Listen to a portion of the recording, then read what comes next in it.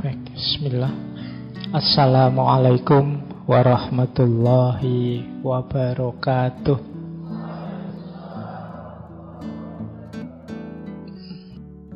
Banyak orang bilang para sufi itu adalah orang-orang yang antisosial. Hidupnya menjauh dari keramaian, uzlah, dan lain sebagainya. Ya, mungkin untuk mudahnya dipahami, kalau ada para salik, para sufi yang menjauh dari keramaian, biasanya itu dalam rangka tazkiyatun nafas, membersihkan diri di fase takholli, atau mungkin dalam rangka menjaga diri agar tidak terkotoli atau terlibat dalam hal-hal yang tidak penting. Mereka fokus dalam perjalanannya menuju Allah. Nah, biasanya orang di fase takholli, tazkiyah, pembersihan diri ini, nanti kalau sudah tuntas pembersihan dirinya, sudah siap mentalnya, sudah bersih, kemudian kembali lagi ke tengah masyarakat. Makanya sufi itu ya banyak yang aktivis, banyak yang pejuang, banyak yang jadi penuntun di tengah masyarakatnya. Nah, ya termasuk beliau, Jalaluddin Rumi. Kalau beliau tidak sayang kita, mungkin ya tidak akan ada puisi-puisi, kitab-kitab, naskah-naskah yang ditulis yang penting untuk kita rujuk, seperti malam hari ini. Baik, bismillah. Ini waktunya agak telat, kita mulai langsung saja. Malam hari ini kita langsung terjun saja ke tema kita.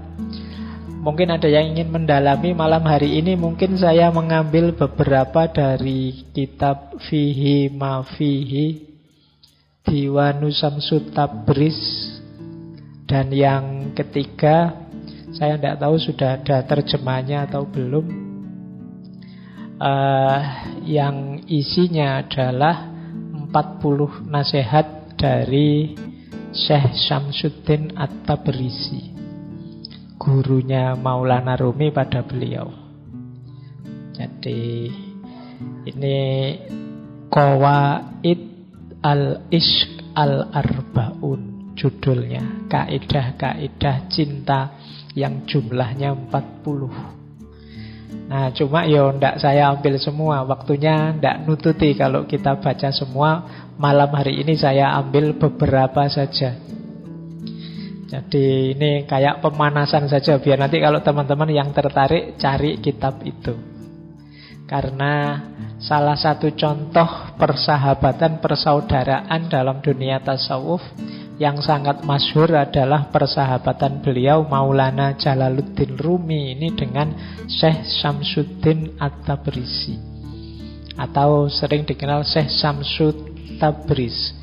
Di beberapa referensi naskah Islam Jawa itu ada juga nama Syekh Syamsu Tabarid, dan banyak nama-nama yang dikonotasikan atau ditafsirkan sebagai beliau ini, karena beliau Syekh Syamsu Tabriz ini sufi pengembara. Jadi di antara keistimewaannya, biografi beliau itu bisa ada di mana-mana. Bahkan ada fase yang orang bilang beliau ada di daerah sini, tapi juga ada cerita beliau ada di daerah yang lain. Termasuk ada cerita beliau juga pernah sampai mengajar Sunan Kalijogo. Dan banyak lagi cerita-cerita yang mungkin sulit dipahami secara rasional dengan akal kita. Ya memang kalau hal-hal yang berkaitan dengan dunia kesufian itu ada satu aspek namanya karomah. Saya sering membaca di medsos di mana-mana itu orang nyinyir pada para sufi, mungkin juga para wali, dianggapnya wah ini tidak masuk akal ini, wah ini khorikul adah ini. Ya, namanya karomah itu ya memang tidak masuk akal. Khorikul adah. Kalau tidak khorikul adah ya biasa saja, berarti peristiwa sehari-hari. Justru aneh-aneh tidak masuk akal karena memang konteksnya karomah. Masa orang kayak gitu diberi karomah oleh Allah, Pak? Loh ya, siapa yang tahu? Kalau bahasanya hadisnya Rasulullah kemarin kan at-taqwa hahuna. Kalau ada orang bilang masa orang kayak gitu diberi karomah oleh Allah, sebenarnya ada konotasi kesombongan di kalimat ini. Seolah-olah harusnya aku dong yang lebih alim misalnya. Harusnya yang aku senengi dong, yang lebih rasanya kok lebih banyak ilmu agamanya dan lain sebagainya. Cuma memang logiknya tidak begitu. Cara berpikirnya ya mereka yang dekat dengan Allah dan para kekasihnya ini ya yang tahu pasti Allah. Baik, ini memang dunia tasawuf punya alur berpikir yang berbeda. Oke, teman-teman, kita mulai ya. Biar langsung ngaji saja. Sudah jam 8:30. Nah, saya awali dari quotes ini. Selama kita tidak belajar mencintai makhluk Allah, kita tidak akan bisa mencintai kebenaran dan kita tidak akan mengenal Allah. Wow, ini kalau mengikuti syair-syairnya Maulana Rumi ini, satu kalimat ini saja itu bisa dijelaskan sampai nanti jam 10. Ya, di satu kalimat ini ada tema cinta kepada makhluknya Allah, ada tema cinta pada kebenaran, dan ada tema mengenal Allah. Itu sudah jadi satu buku, satu quotes ini saja. Jadi kalau kita tidak belajar mencintai manusia, tentu saja kita tidak mungkin cinta pada kebenaran. Karena agennya kebenaran itu manusia. Jadi yang oleh Allah dititipi dengan makhluk yang namanya kebenaran itu manusia. Di luar manusia tidak sibuk mencerna, mendekati, apalagi mencintai kebenaran karena sudah paket jadi. Binatang, tumbuhan itu kan paket jadi. Beda dengan kita manusia yang berproses, diberi alat, bisa dekat dengan kebenaran, bisa jauh dengan kebenaran. Itu manusia. Nah, maka kita tidak mungkin bisa mencintai kebenaran kalau kita tidak belajar mencintai makhluknya Allah. Dan kalau kita tidak mencintai kebenaran, tidak mungkin kita bisa kenal dengan Allah. Jadi kalau ada orang hidupnya kok isinya kebencian-kebencian saja, berarti dia jauh dari kebenaran. Kalau jauh dari kebenaran berarti sulit dari mengenal Allah. Nah, ini kalimatnya Maulana Rumi. Berarti apa? Ya mari hidup ini dikembangkan dengan jalan mencintai makhluknya Allah apa saja. Jangankan yang manusia, yang bukan manusia pun ya hendaknya kita cintai dalam konteks mereka juga makhluknya Allah. Kalau kita kan sering dalam hidup ini kadang-kadang ambisi dan kebencian kita lebih besar daripada cinta kita. Pak, kalau ada kejahatan, kalau ada keburukan, kalau ada apalah kemaksiatan dan lain sebagainya, apa harus kita cintai, Pak? Iya. Tapi yang dicintai bukan kok, Pak, saya cinta kejahatannya. Jadi orang baik, orang buruk kita cintai. Cara kita mengekspresikan cinta tentu saja beda pada orang baik dan pada orang buruk. Kalau pada orang baik kita dukung, kalau pada orang buruk kita tuntun, kita nasihati. Kan begitu. Kita karena peduli pada orang yang kita cintai, kalau dia melakukan keburukan, ya kita dekati, kita nasihati. Jadi dalam hidup ini harusnya tidak ada ruang untuk kebencian. Kalau kita memberi ruang untuk kebencian, kita sebenarnya sedang nabrak kebenaran. Karena betapapun yang terjadi, yang kelihatan, yang ada, itu kan sebenarnya kalau memang benar terjadi, berarti ketetapannya Allah. Kalau itu ketetapannya Allah, kita membenci fenomena, kita membenci fakta, kita membenci kenyataan, itu kalau pakai kalimatnya bahasa Indonesia kan berarti sama dengan membenci ketetapannya Allah. Jadi mari kita cintai apa saja, tentu saja dengan cara mencintai yang tidak seragam dan tidak sama. Jangankan untuk yang beda-beda, yang mirip saja kan kita ekspresi cintanya beda. Misalnya punya teman yang satu sudah menikah, yang satu baru SD. Itu kan cara kita mengekspresikan cinta kita pada mereka kan beda. Kalau yang masih SD mungkin dibelikan mainan, mobil remote, itu senengnya luar biasa. Kalau sudah menikah, kalau dibeliin mobil remote kan mereka rasanya sudah tua, sudah punya istri kok dibeliin mobil remote. Nah kalau untuk anak SD cocok. Jadi ekspresinya beda-beda. Sama nanti dengan orang baik, orang buruk. Jadi ini yang dimaksud oleh Maulana Rumi. Berarti siapa saja kita jadikan teman, kita cintai. Bahkan tidak hanya manusia, semua makhluknya. Kalau kemarin kita belajar etika lingkungan itu, keluarga kita kan tidak hanya yang manusia, bahkan tidak hanya makhluk hidup. Makhluk tidak hidup pun yang jenisnya abiotik juga harus kita cintai. Jadi dasarnya persahabatan, pertemanan kita dengan semua makhluknya Allah itu ya kebenaran dan cinta. Yang kebenaran dan cinta itu muaranya nanti adalah pengenalan kita pada Allah.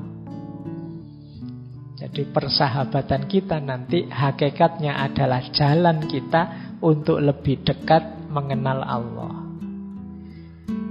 Baik, ini dari kalimat slide pertama ini rasanya sudah dalam. Ini nanti malam hari ini nuansanya agak berbeda dengan uraian tentang persahabatan di 3 atau 4 tema sebelumnya. Kita lanjut. Nah, ada satu syair yang terkenal sekali dari Maulana Rumi yang itu saya pecah-pecah.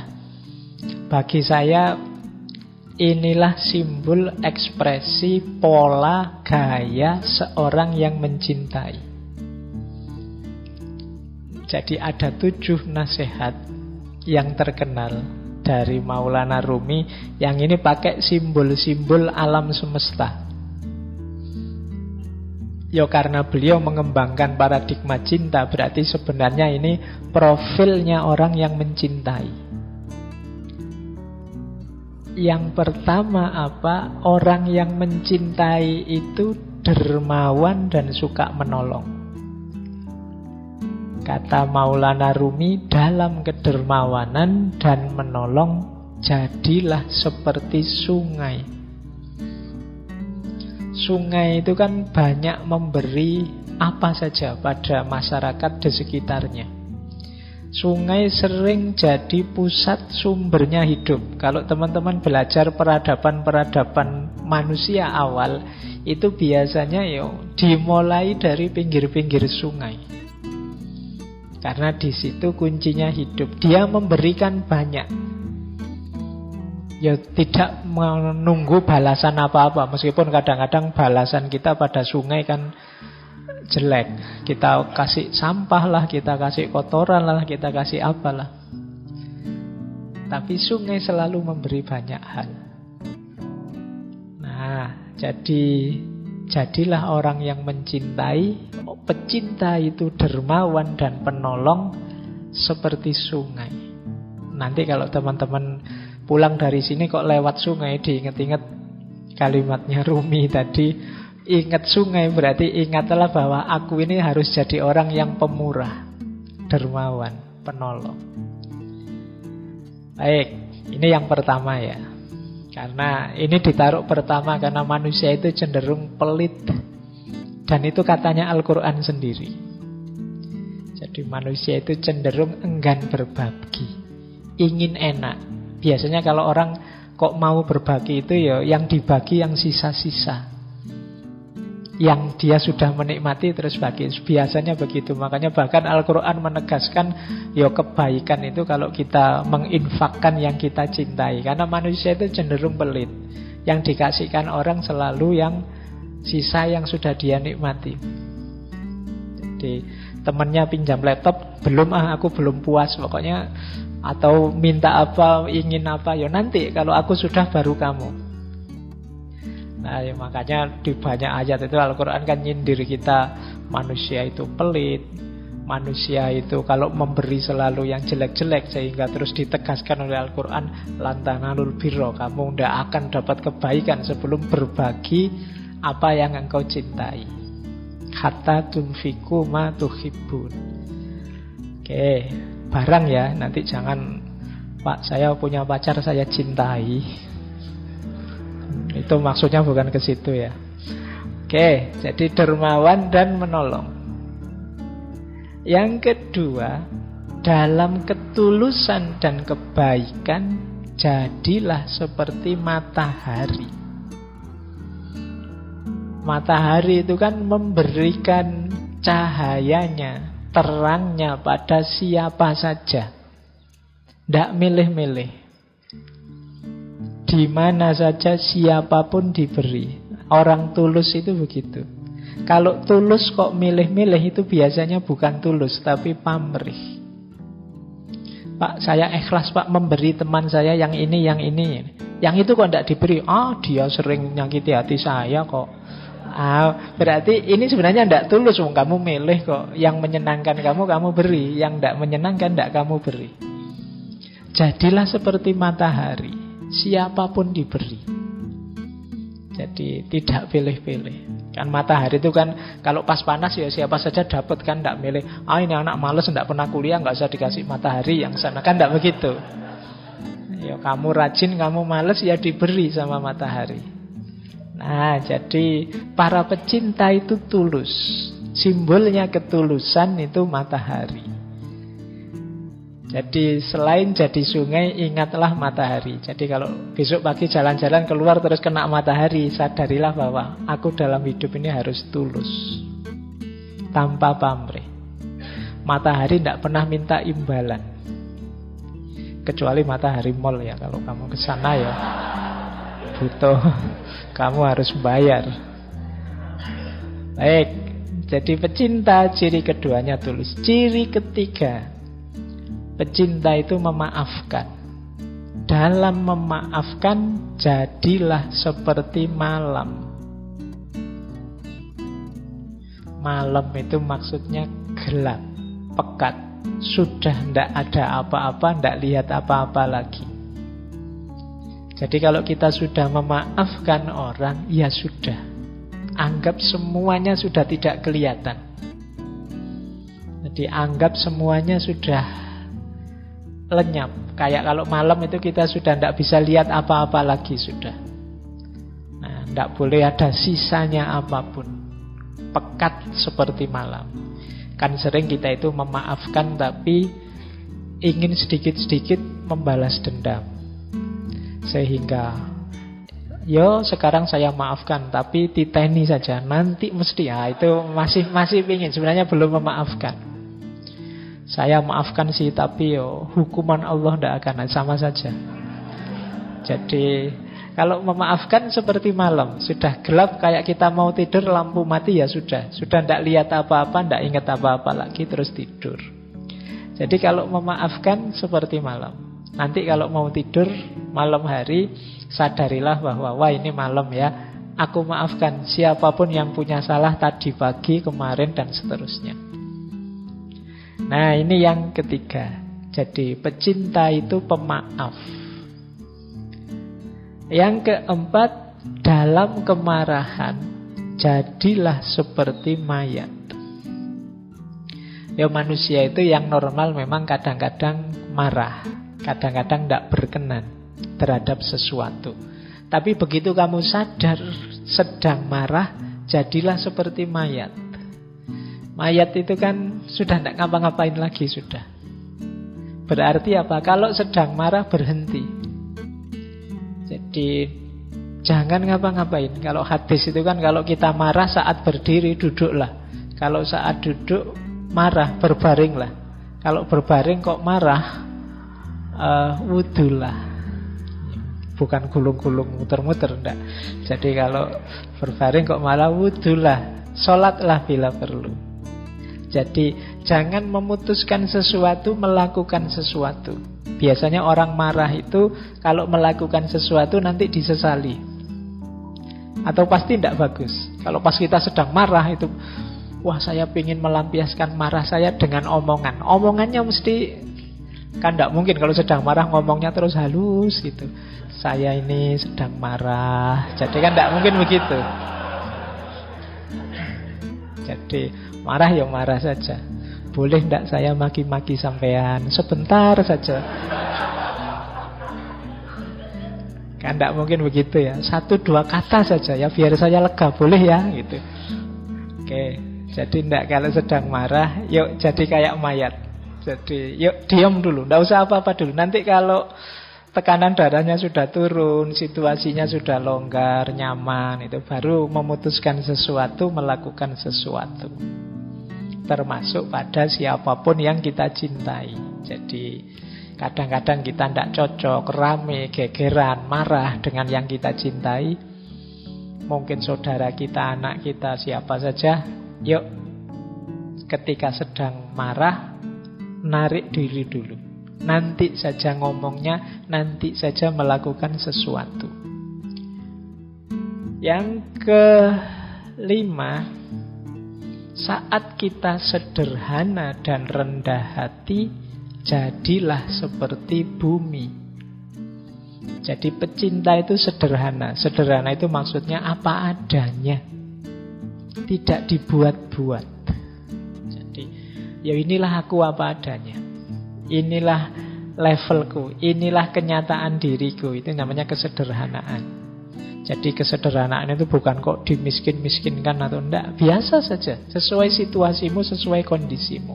Tidak berlebihan. Nah, kondisi ini kalau di Maulana Rumi, jadilah seperti bumi. Bumi itu kan sangat rendah hati, sangat sederhana. Tidak pernah gaya. Di dalam dirinya ada kandungan luar biasa, mungkin kandungan emas, logam, macam-macam, tapi kan bumi tidak pernah sombong, tidak pernah pamer. Dia rendah hati, diinjak-injak. Tiap hari kita mewarnainya dengan angkara murka, dia tetap teguh sebagai dirinya. Itu bumi. Jadi mari belajar dari bumi. Kalau kita jalan di atas bumi, sadarilah kasihan sekali ya bumi ini. Kita warnai dia dengan macam-macam.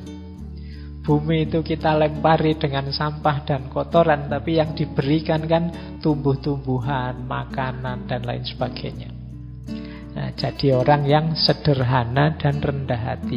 Bumi tidak pernah komplain, tidak pernah demo, tidak pernah mengeluh terhadap segala kelakuan kita. Dia selalu memberikan yang terbaik yang bisa dia berikan untuk kita. Selanjutnya, toleran. Para pecinta itu toleran. Simbolnya apa? Laut. Laut itu kan dia menampung apa saja. Karena dia luas, maka apa saja bisa masuk. Baik itu yang indah-indah, yang kotor-kotor, semuanya masuk, ditampung oleh laut. Sungai itu kan membawa apa saja, ya terakhirnya di laut. Aliran apa saja, ya finalnya di laut. Jadilah toleran. Toleran itu terbuka, menerima apa saja sebagaimana laut. Jadi laut itu kan simbol kelonggaran, kelegaan, keluasan. Kalau teman-teman sedang jenuh, suntuk, itu kan biasanya terus jalan-jalan ke laut kan rasanya lapang, longgar. Ketika kita melihat laut. Nah, jadi ini simbol toleransi. Berarti kalau nanti ada konflik marah-marah, wah ini berarti sedang sempit. kurang piknik, ayo jalan-jalan ke laut. Biar longgar hatinya. Biar terasa bahwa kita ini kecil, bahwa kita ini sempit, tidak luas. Ngapain sih gegeran segala? Nah, yang terakhir, kuncinya di yang terakhir ini. Jangan melihat keluar, lihatlah ke dalam diri. Jadilah engkau apa adanya.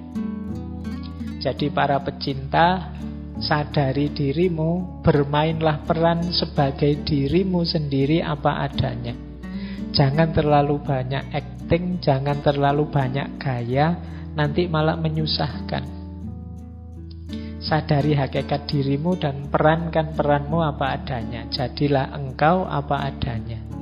Kita itu sering ngundang masalah sendiri karena kita tidak jadi apa adanya. Kalau hari ini mungkin pakai istilah pencitraan. Sudah terlanjur mencitrakan diri, misalnya sebagai anak soleh misalnya. Sudah terlanjur bilang, oh saya itu soleh, saya itu. Itu kan terus jadi beban. Akhirnya kamu di depan orang tiap hari harus acting jadi orang soleh. Itu kan berat.